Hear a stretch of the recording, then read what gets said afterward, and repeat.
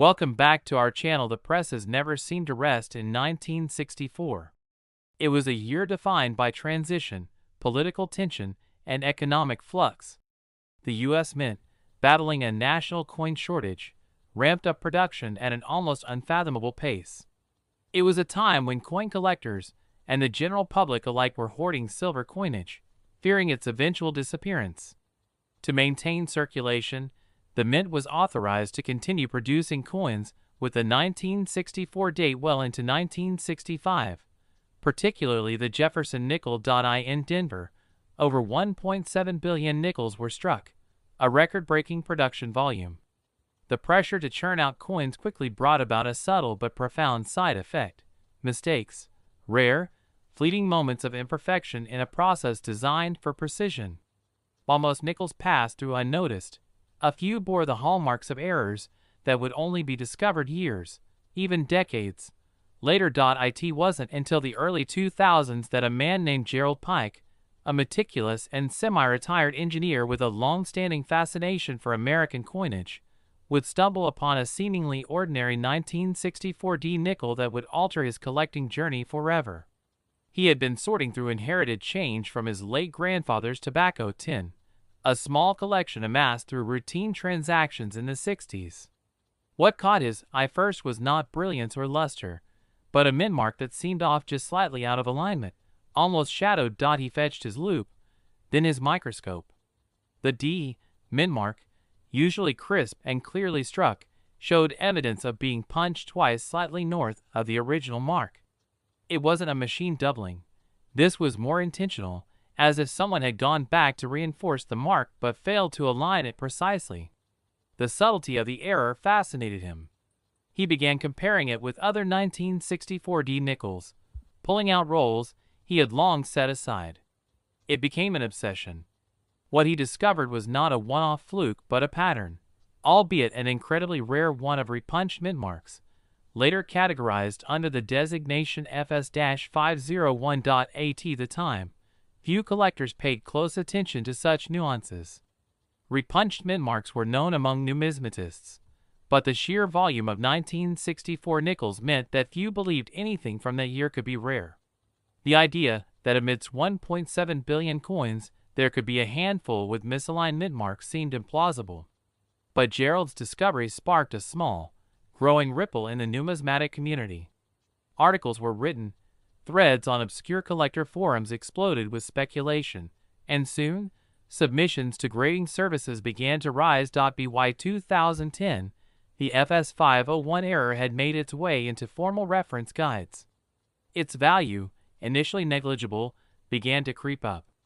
Low-grade examples circulated for $10, then $25.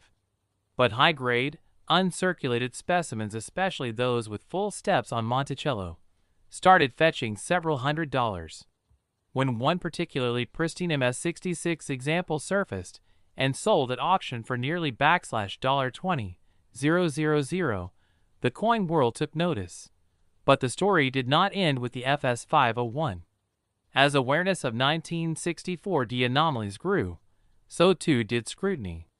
In 2014, a collector named Eva Martinez, known for her attention to off-metal planchet errors, encountered a 1964 nickel that felt wrong. Its weight was off by just a fraction, and its color, under certain light, appeared to have a reddish hue.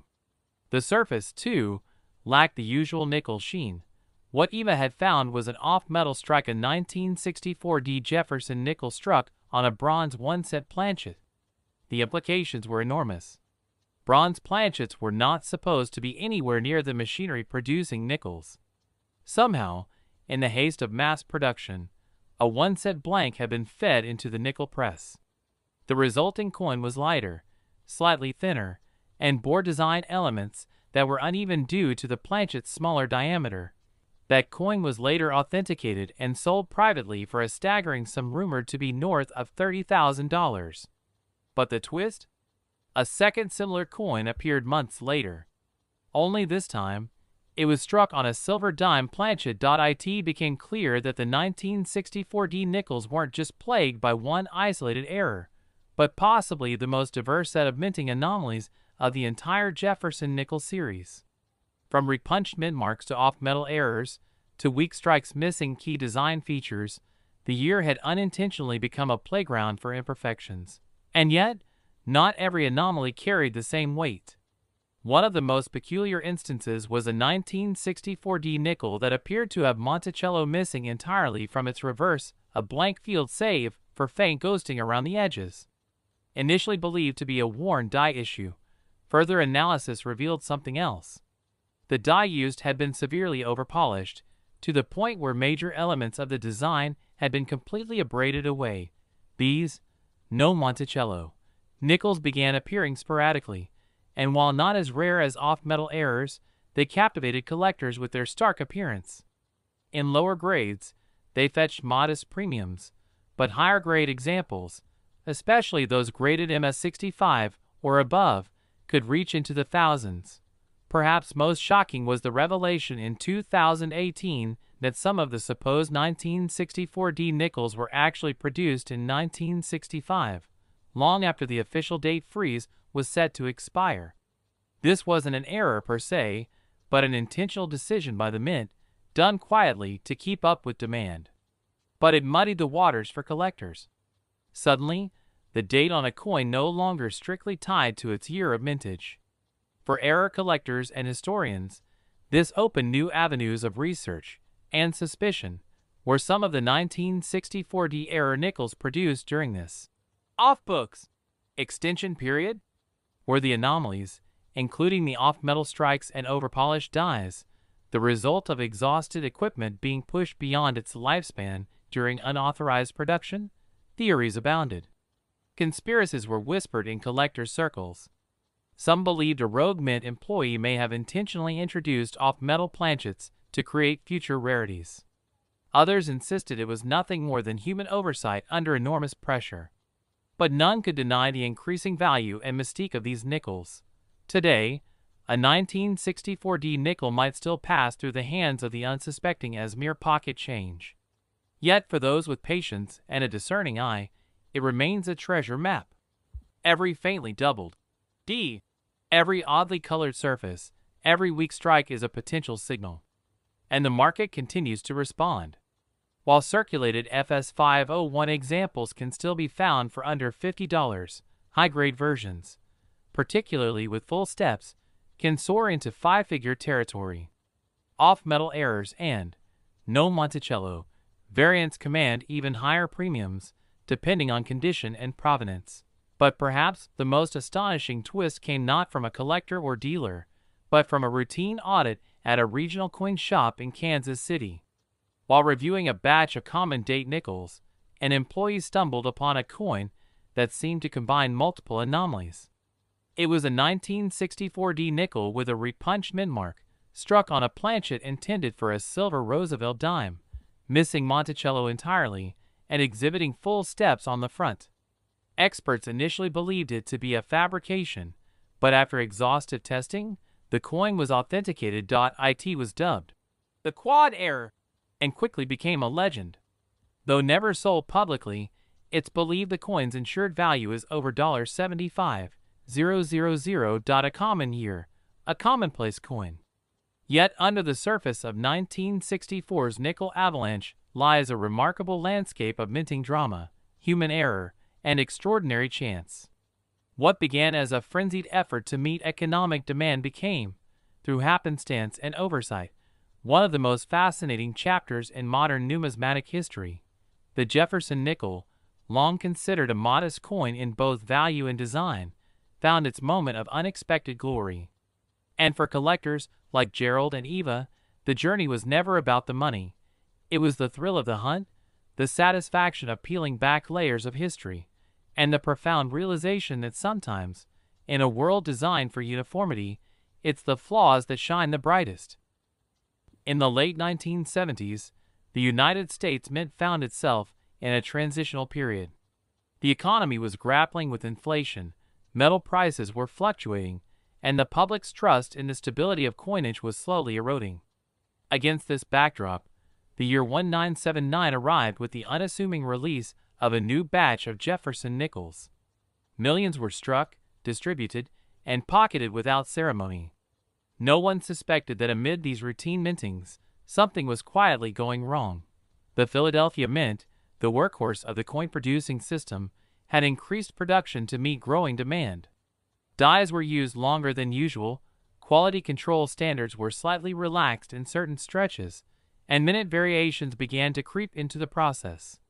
Most of these were inconsequential slight misalignments, faint die cracks, minor blemishes. But one batch, obscure at first, bore something else entirely. Something that would only come to light years later, decades later, in the cluttered attic of a modest New Jersey home. A retired machinist named Harold Conley was sifting through jars of old change. He had been a casual collector, nothing extravagant, just a man who appreciated the craft of metalwork and the stories behind each coin. As he tipped a mason jar onto a worn felt mat, one nickel clinked against the others with a tone that struck his ear as unfamiliar. He picked it up. At first glance, it appeared ordinary. The familiar profile of Thomas Jefferson faced left, his countenance stoic as ever. But something about the surface texture, the alignment of the lettering, pulled Harold in. Under magnification, the flaws became evident. The mint mark, or rather, the absence of one. Philadelphia didn't begin routinely marking their coins with a P until 1980, so that wasn't unusual. But the strike on Jefferson's I looked off center, almost doubled. There was a ghostly echo to the word, Liberty, as if the die had shifted during striking. And the most telling sign of all, the steps of Monticello on the reverse, typically sharp and defined, appeared muddled and incomplete, as though struck with a deteriorated die.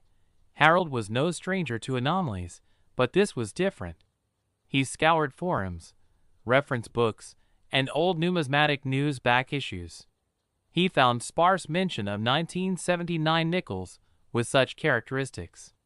A few murmurs here and there about misaligned dies, perhaps a weak strike, but nothing concrete. Still, the oddities were too consistent to ignore.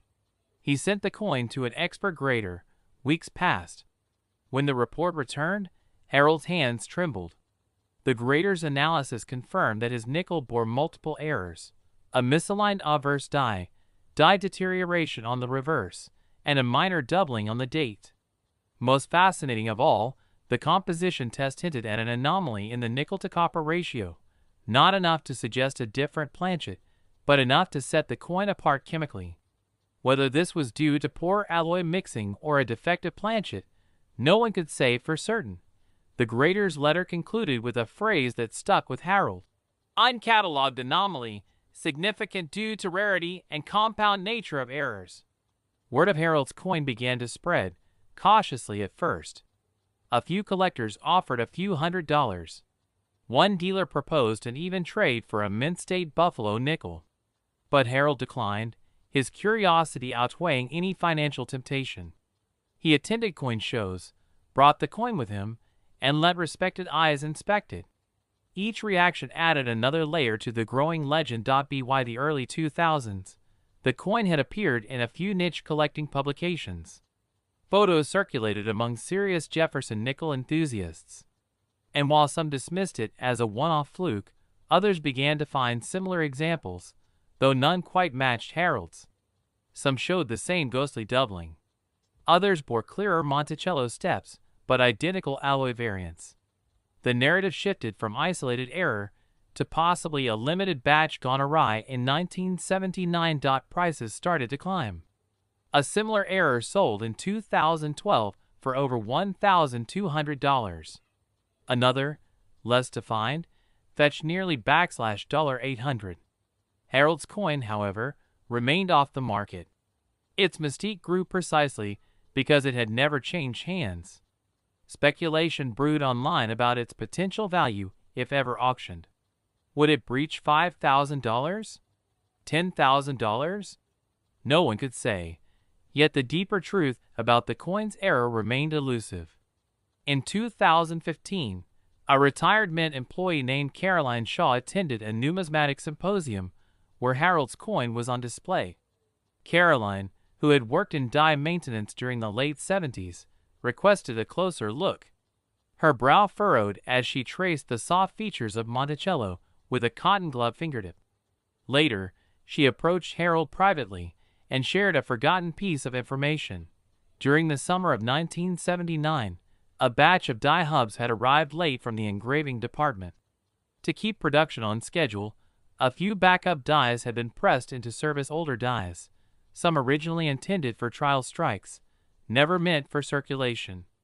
They weren't defective, per se, but their wear and experimental engravings had not been vetted for long-term use. Caroline believed Harold's coin had likely been struck using one of those very dies. That would explain the doubled elements, the soft details, and even the odd metal ratio, if the wrong stock had been used during test runs. It wasn't just an error. It was a fingerprint from a hidden chapter of minting history. That revelation elevated Harold's coin from curiosity to legend. Collectors started revisiting their 1979 nickels. A few new examples surfaced, all displaying varying degrees of the same traits: die fatigue, slight doubling, and that subtle chemical difference. But none combined them as clearly as Harold's. Demand surged. A noted dealer offered $8,500. An anonymous bidder went higher. Harold declined again. The coin had become more than an artifact. It was a mystery, a companion, a symbol of the overlooked, the nearly discarded. Then, in 2021, a twist emerged. A collector from Ohio reported a 1979 nickel that looked identical to Harold's, but with one startling difference: a faint, partial S mint mark near the rim. But the 1979 S nickels were proof strikes from San Francisco, not circulation issues. Yet this coin bore all the hallmarks of circulation wear, not a proof finish. Experts examined it. The conclusion shocked the community. Somehow, a proof die or a retired proof die had been reused at another facility, likely Philadelphia, during that rushed 1979 production run. It would have been against protocol, yet the evidence was clear.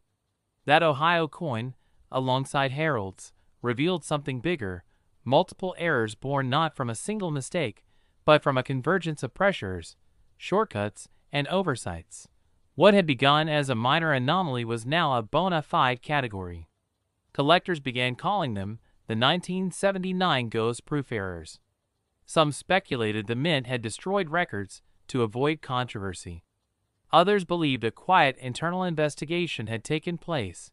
Buried deep in bureaucratic files. In auction circles, the value of such coins soared. One ghost-proof error sold for $12,400. Another, in rougher shape, fetched $4,900. Harold's nickel, the progenitor, remained in his care. He had no intention of selling it. "Some things," he told a friend, "are worth more as stories than currency." The tale of the 1979 nickel continued to ripple through the community. It served as a reminder that even in an era of mass production and standardized processes, human hands, human decisions, and fleeting moments could still yield the extraordinary. Coins, like history, are full of secrets waiting to be uncovered, lying quietly in jars, drawers, and pockets until someone looks a little closer. And in that brief moment, when the light catches the right angle and a detail long ignored comes into focus, everything changes. Not because the coin is perfect, but because it isn't. Because the flaw is the story, and the story is priceless. In 1984, amid a backdrop of shifting economic tides and subtle changes in U.S. mint operations, a coin quietly emerged into circulation, one that would, decades later, ripple across the numismatic world in whispers, then roars. The Jefferson nickel, as the 5-cent piece is formally known, had long been a staple of American commerce since its introduction in 1938. Its design, President Thomas Jefferson on the obverse and his Monticello home on the reverse, had become so familiar that few ever gave it a second glance. But something unusual happened in that particular year, something that would go unnoticed by millions, and yet become unforgettable to a chosen few. The 1984 5-cent coin was produced in large quantities at both the Philadelphia and Denver mints. There was nothing in the official records to suggest anything out of the ordinary. The coin presses hummed as they always had, rhythmically striking blank planchets with precision and efficiency. But somewhere in the midst of that mechanical cadence, an anomaly slipped through, an error so rare that it defied detection for years. It was only much later that someone noticed. He wasn't looking for it. In fact, he didn't even consider himself a serious collector at the time. He was a schoolteacher in Idaho with a fondness for pocket change, particularly nickels. He enjoyed sorting them after work, a quiet routine that helped him unwind. One late autumn evening, he appended a week's worth of coins onto his kitchen table, idly letting them roll and settle under the yellow glow of a worn ceiling light. Most were unremarkable, dull in color and common in date.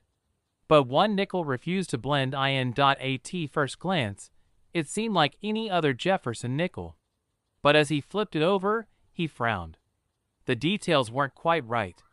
Monticello appeared slightly off-center. The lines weren't crisp.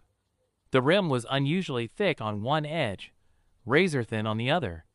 He brought the coin closer. There was doubling subtle, but undeniable along the legend, E pluribus unum, as if the letters were echoing themselves. The more he examined it, the more convinced he became. This was no ordinary coin. He placed it under a magnifying glass, heart racing with curiosity. It wasn't just the reverse. Jefferson's profile on the obverse showed signs of doubling too. His eyes seemed to blur, almost as if two versions of the man overlapped. The edges, too, bore evidence of a misaligned die strike. Something had gone wrong in the minting process, but it had gone wrong in a way that produced something unique, not mangled. The schoolteacher was not unfamiliar with the concept of error coins. He had read about them in forums and collectors' magazines. Off-center strikes, broad strikes, die clashes. He knew of the famous 1955 double die Lincoln cent, and how it had transformed mundane copper into a treasure worth thousands. But a double die on a nickel? From 1984? That wasn't something he had seen discussed. He carefully set the coin aside, placing it in a plastic sleeve and storing it in his modest collection box. It would be months before he mentioned it to anyone. Over time, more of these strange nickels began to surface. Not in droves, not enough to suggest a major blunder at the mint, but just enough to pique the curiosity of seasoned numismatists. Each carried similar traits: a lightly doubled Monticello, a ghosted inscription, sometimes even slight doubling on Jefferson's eye and nose. Some bore mint marks, some did not. But all were unmistakably minted in 1984. Theories swirled. Some believed a deteriorated die had been used too long before being replaced. Others suspected a misalignment between the working dies during striking, a phenomenon that could cause the slight doubling evident on both sides. But what made these coins more than just curiosities was how they flew under the radar for so long. Unlike glaring errors, these 1984 nickels required attention to notice. They demanded scrutiny. Many had likely been spent, tossed in jars, or lost altogether, their subtle imperfections dismissed or unseen. That scarcity, the quiet kind that hides in plain sight, became a magnet for collectors. The market didn't respond immediately. At first, these coins traded hands for modest sums. $10, then $50, $100. The leap from pocket change to collectible status was cautious, measured by uncertainty. Only after professional grading services began authenticating the double dies did confidence grow. Then, in the early 2000s, a certified specimen sold for over $800 at a regional auction, its value inflated not by a frenzy, but by a slow burn of recognition. The teacher from Idaho still had his original find. By then, he had become a respected contributor to several coin communities. He shared photos of his coin, detailing the specific anomalies, and comparing them to others found since. His find was among the earliest known examples. When he finally submitted it for grading, the results were staggering. Not only was it confirmed as a double die reverse, but it also received a near-perfect grade of MS66, rare for a coin pulled from circulation. Offers poured in. He turned them all down at first. The coin had become a symbol to him not of wealth, but of patience, of observation, of discovery. Still, he couldn't ignore the change in tone among collectors. This wasn't just an error anymore.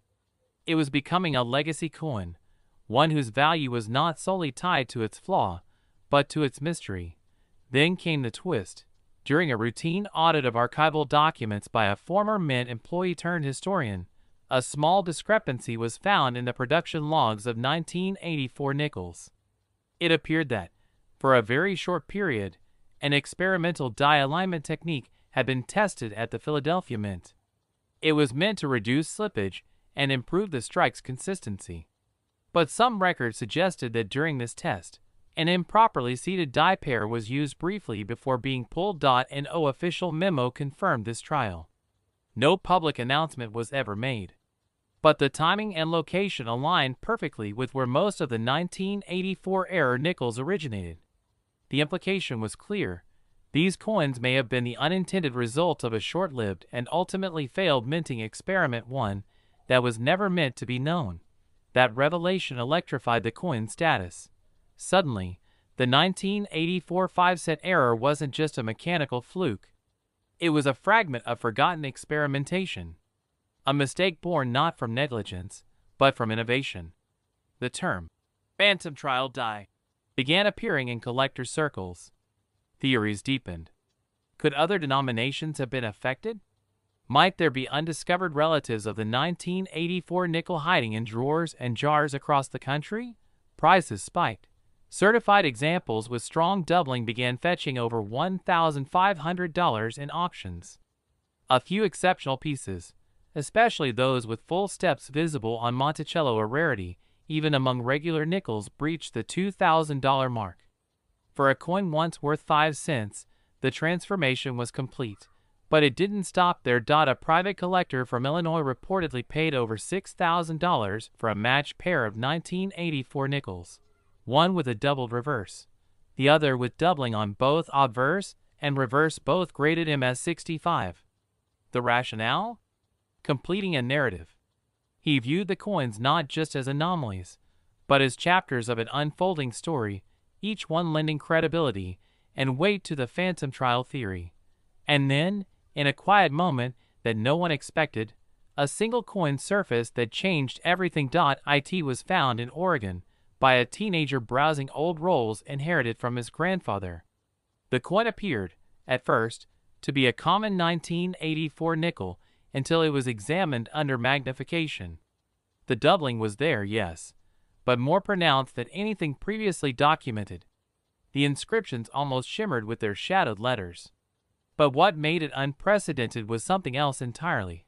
A faint, raised mark beneath Jefferson's chin, a die clash, barely perceptible, likely the ghost of the Monticello dome. No other known 1984 nickel carried this mark. This meant that, at some point during the brief trial or error period, the dies had struck each other without a planchet between them, an event that would leave a fingerprint of one die onto the other. Then, that clash die continued to strike coins, however briefly, resulting in a new subvariety. The numismatic world buzzed. The coin, sent for verification, received not only confirmation of the clash, but was given a unique designation: 1984 5C double die reverse with clashed obverse. Its grade? MS67. A private transaction followed. The price? Not disclosed. But rumors whispered a figure nearing $15,000. The story of the 1984 5-cent coin error is still evolving. Some believe more varieties will emerge. Others think the known examples represent the full extent of the anomaly. But one thing remains certain. What began as a humble nickel in a pocket became a cornerstone in the complex architecture of American numismatic intrigue. And it all started with a glance. A pause. A moment of curiosity at a kitchen table.